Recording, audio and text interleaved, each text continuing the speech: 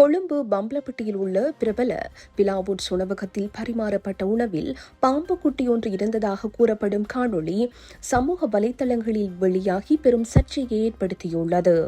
நேற்று காலை குறித்த உணவகத்தில் உணவு உட்கொண்ட போது உணவில் பாம்பு குட்டி போன்ற ஒரு தலைப்பகுதி காணப்பட்டுள்ளதாக நபர் ஒருவர் வீடியோ ஒன்றை வெளியிட்டிருந்தார். எனினும் இந்த குற்றச்சாட்டை உணவக நிர்வாகம் திட்டவட்டமாக மறுத்துள்ளது.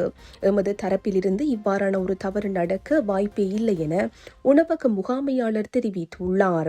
மேலும் சம்பவம் தொடர்பில் தகவல் வெளியானவுடன் பொது சுகாதார பரிசோதகர்கள் உணவகத்திற்கு வந்து சோதனைகளை மேற்கொண்டனர். குறித்த வீடியோவை வெளியிட்டவர் ஒரு சமூக வலைதள பிரபலம் எனவும் லைக்ஸ் மற்றும் வியூஸுக்காக திட்டமிட்டு இவ்வாறான செயலை செய்திருக்கலாம் என வாடிக்கையாளர்கள் தங்களுக்கு தெரிவிப்பதாகவும் அவர் குறிப்பிட்டார். இதேவேளை சம்பவம் தொடர்பில் இதுவரை உத்தியோகபூர்வமான முறைப்பாடுகள் எதுவும் கிடைக்கவில்லை.